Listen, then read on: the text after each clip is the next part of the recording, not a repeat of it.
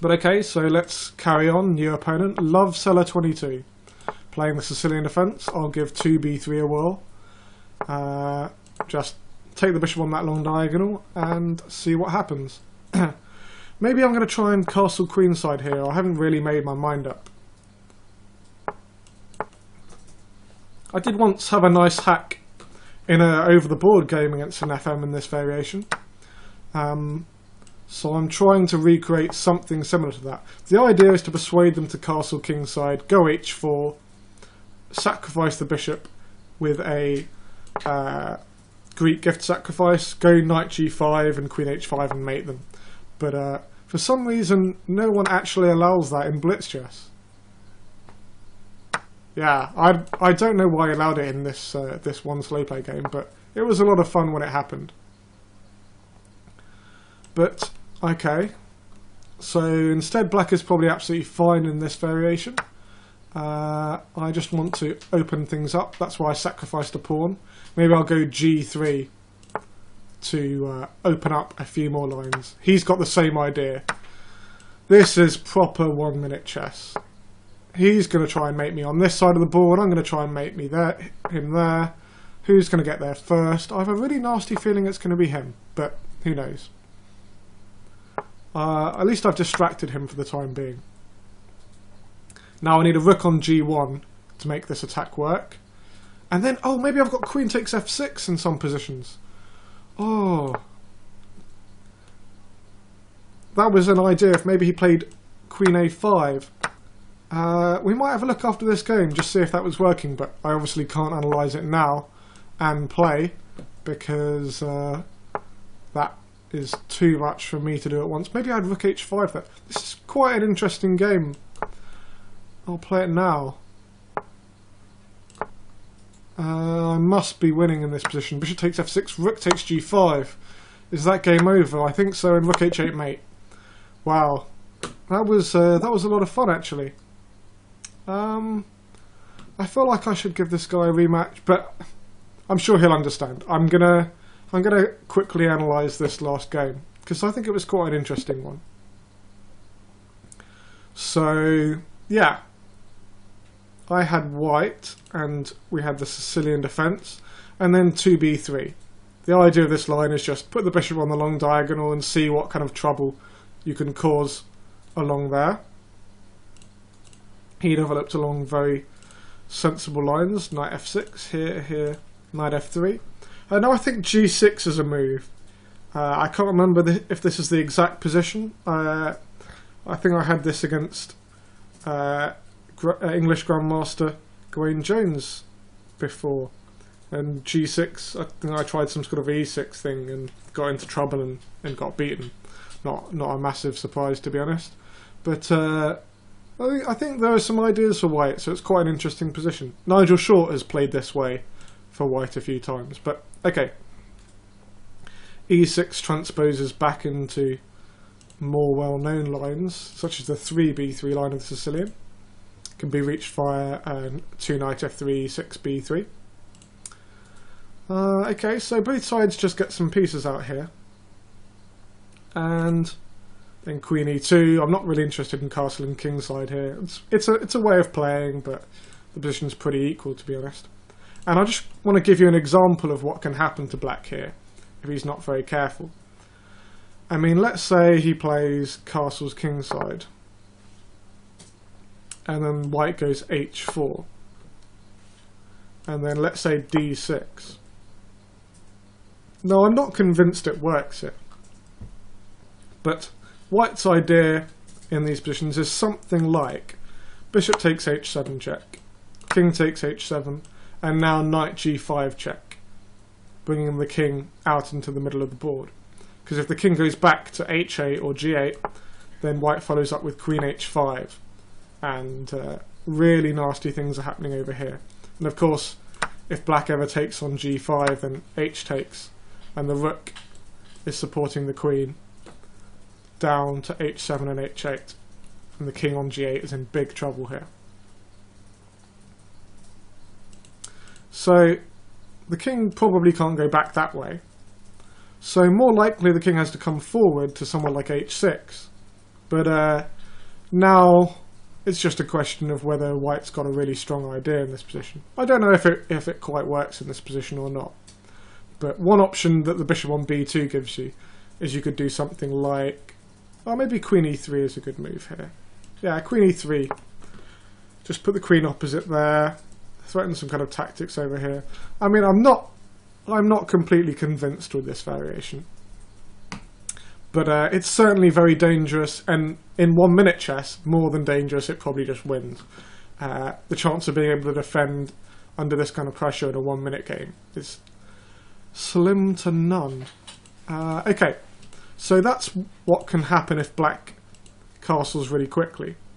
But my opponent probably knew about some of those tricks and instead pushed forward with d5. And I took that off en passant. Knight c3, he did castle over there and then castles queenside. And now knight into d4, trying to block away my bishop on this long diagonal. Okay, takes on d4, takes. And knight into e4. e5.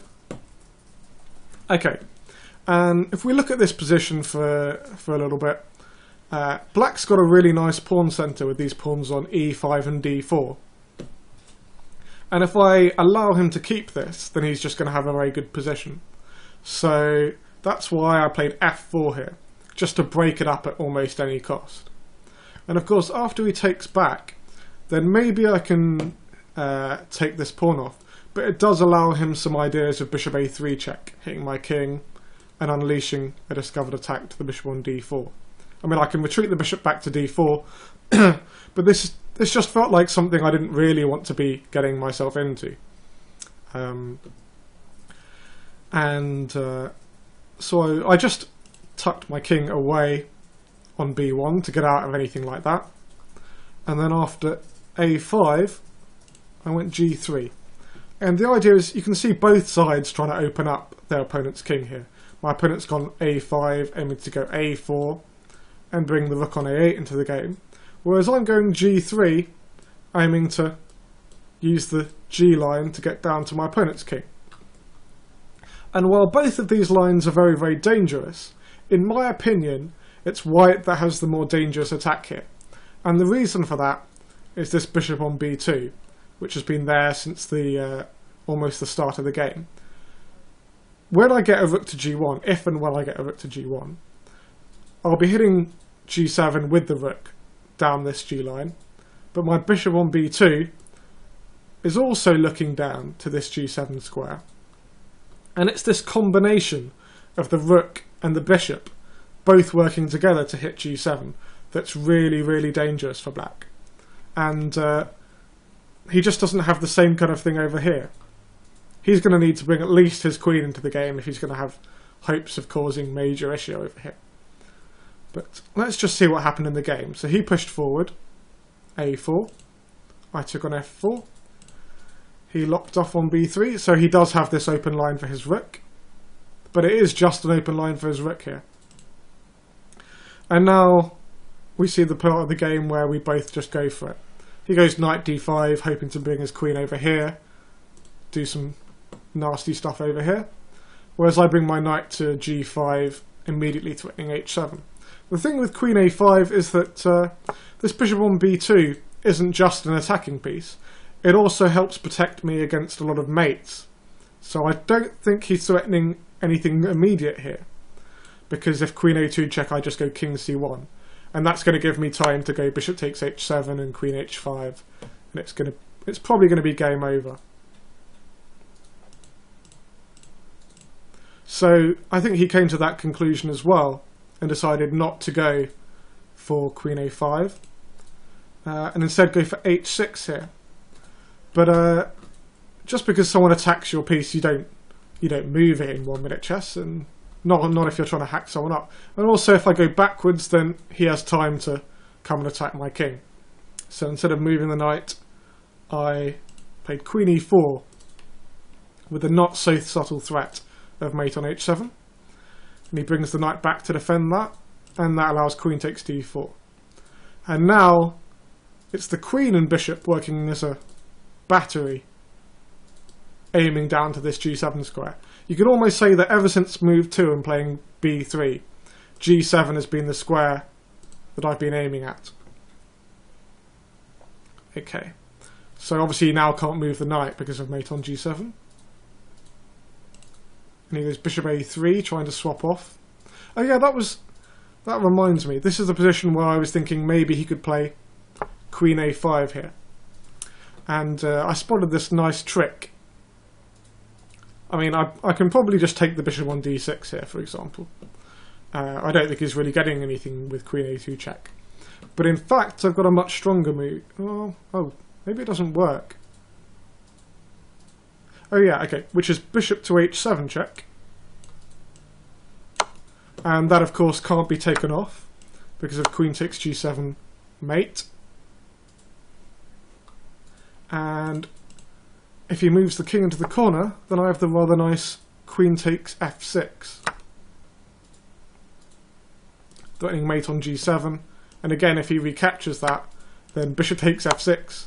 And that's about the best you'll ever see the two bishops working together. And again, that's checkmate. Maybe he's got some kind of move here, but maybe he's got queen takes g5. But I mean, okay, queen takes g5, queen takes d6 at the very least is winning for white here. It's all a bit strange, and this was just something that I was analysing while the game was going. But obviously, with only a couple of seconds to think about this kind of thing, it wasn't completely fully formed. So maybe he was worried about something like that. So after queen takes d4, instead of queen a5, he went bishop a3, trying to swap material off here. But I think he's just in trouble now. I'm actually a pawn up, and I'm the only one that really has realistic attacking chances now. Again, look at all of my pieces. Apart from perhaps the rook on d1, they're all pointing vaguely towards his king, and black's attack just can't really match up to it. Bishop on a3 and rook on a8 is just not really the same thing. So he tried to swap the queens off here to escape from the attack, but all to no avail. He did grab the extra piece here, rook takes g5, and now knight back to d8, and rook over to g1. And yeah, the problem for him here is he may be a piece up for a couple of pawns, but I've got all kinds of tactics here. For example, I'm threatening g7 3 times with the bishop, rook, and both rooks. And if he goes f6 here to try and blockade this bishop going down to g7, then it's my other rook, my other bishop that joins the party with bishop c4 check, hitting the king, and he has to give up material with rook f7 here because if he goes to the side of the board, then rook h5 is checkmate with the bishop on c4 covering g8 and the rook on g1 covering g6. So lots of nasty tricks to fall into, and my opponent chose to fall into a different one here with g6, and now f5, and everything's getting smashed open here. If he takes that off, obviously just bishop takes f5, and I regain the piece with a fantastic attack. So instead he played bishop back to e7 to hit the rook. I swung the rook over to h5, threatening mate on h8. And now he should probably blockade with knight f6 or something here. But I have a feeling that I'm doing well in this position. Although maybe it's not quite as clear as I thought during the game. I was kind of hoping that there was some tactic with rook takes g6 or pawn takes g6, but I'm struggling to make it actually work right now. It's very, very close to working. But even if I just move the rook here, for example, rook h6, or even rook back here, then I've got a big attack and 2 pawns for the piece. Yeah, maybe I didn't play this in absolutely the most simple way, but the way he did it in the game, it was all over very quickly. With g5, hang on, how did this happen? Bishop e7, rook h5, g5. Did this really happen? Oh wow. I just had mate with rook h8. Yeah, that kind of spoils the end of the game. Instead, I thought I would go... what did I do? I went f6 instead. That's odd. So I missed mate in 1. Strange things do happen in 1 minute chess. But fortunately f6 didn't throw away the win. After bishop takes f6, rook takes g5.